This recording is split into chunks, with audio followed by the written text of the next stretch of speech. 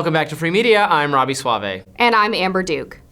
The tariff war that never was is still a win in President Donald Trump's eyes.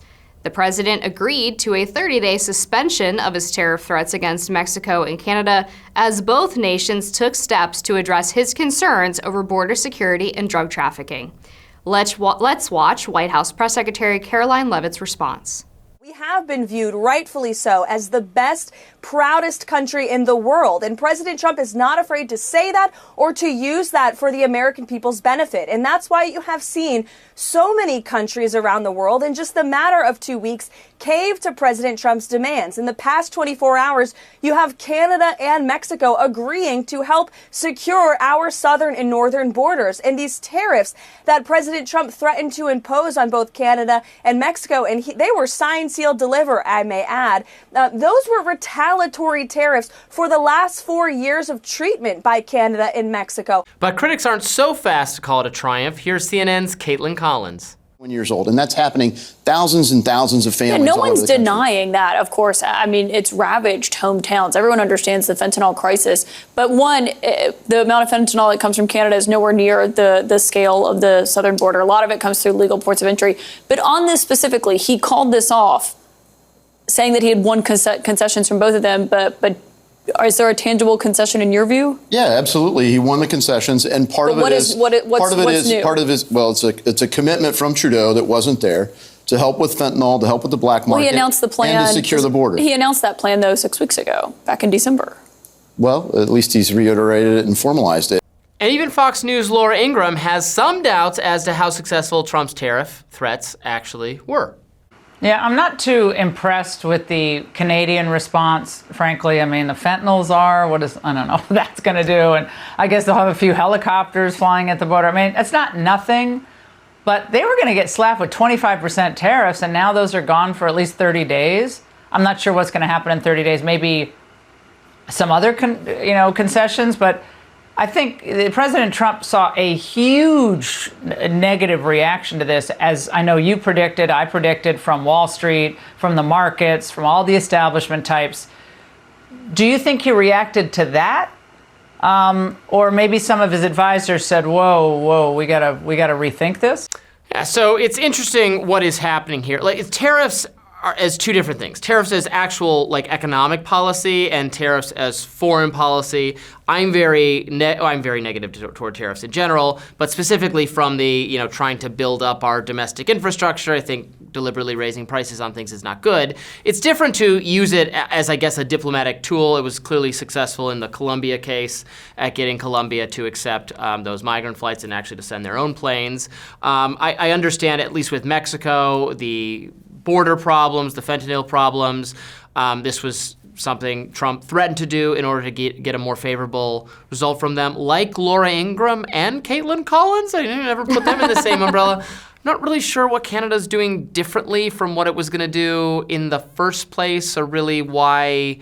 You got to pick your battles, and I certainly wouldn't want massively higher prices on things just to make Justin Trudeau be even more unfailingly polite to us than he was before. But what's your view, Amber? Yeah, I feel a little bit of vindication, because I feel like when we talked about this previously, I had always said that the tariffs on China were economic focused and the tariffs on Mexico and Canada were more foreign policy focused.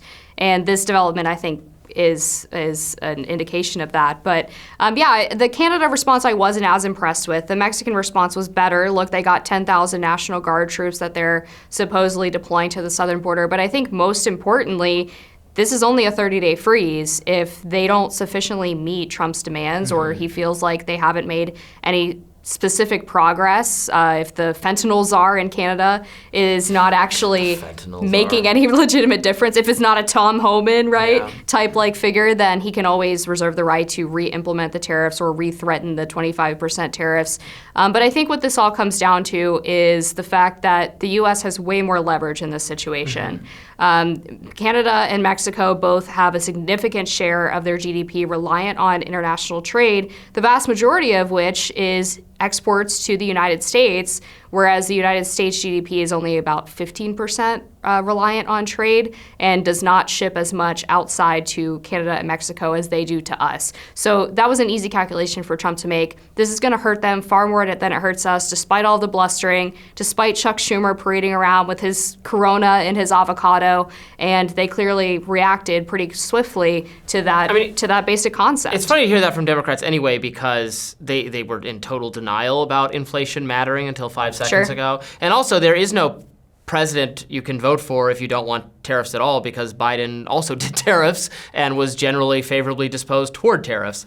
I do think I would advise Trump not, if this was an example of him listening to the markets, I don't think that is wrong. Trump is going to need a good economy for consumer goods, for food, for fuel to be for there to be a perception that those things are under control is what is going to be necessary for there to be enough popular goodwill to implement what his vision for America is. If there's immediate backlash from voters because you say it's just going to be smaller, short-term pain, maybe there's a certain amount of that the American people would be willing to put up with in order to accomplish foreign policy goals. I won't say that that's impossible, but I think the amount of pain, American people have already been suffering for years and years and years. For a lot of people, the suffering never ended. It started with the pandemic and never went away.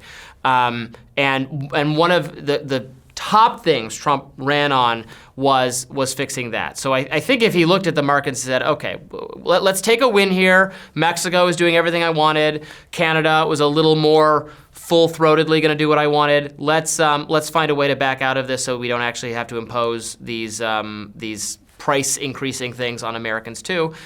That makes sense to me. Yeah, maybe. I think that would be a fair way for him to look at the situation.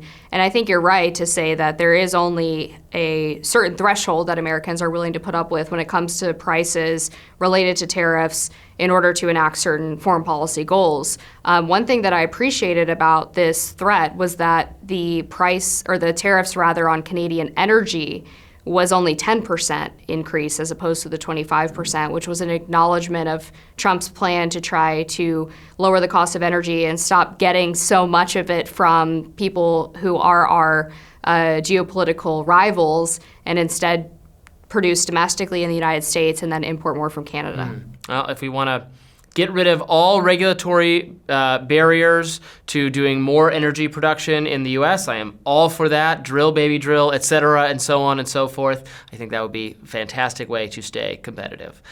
More free media tomorrow.